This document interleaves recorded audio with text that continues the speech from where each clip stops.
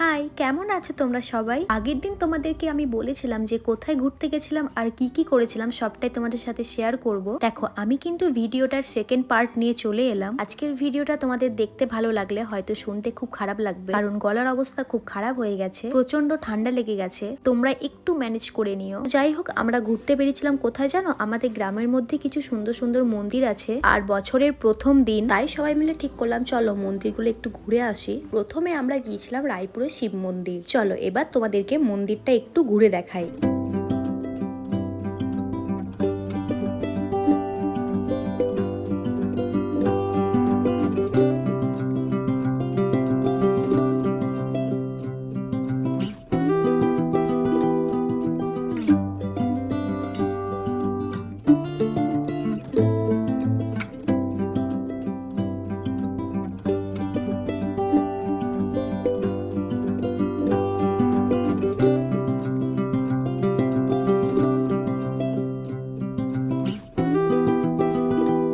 এতক্ষণ তো আমি তোমাদেরকে রায়পুরের শিব মন্দির দেখালাম। শিব মন্দিরের পাশেই খুব সুন্দর একটা মন্দির আছে। মন্দিরটার নাম হলো রাধা গোবিন্দ সেবা আশ্রম। এই মন্দিরটা খুব সুন্দর। চলো এবার তোমাদেরকে এই মন্দিরটা ঘুরে দেখাই। জানো, এখানে খুব সুন্দর দুটো ময়ূর আছে। মন্দিরটা তো তোমাদেরকে ঘুরে দেখাবো, তার আগে তোমরা ময়ূর দুটোকে একটু দেখে নাও।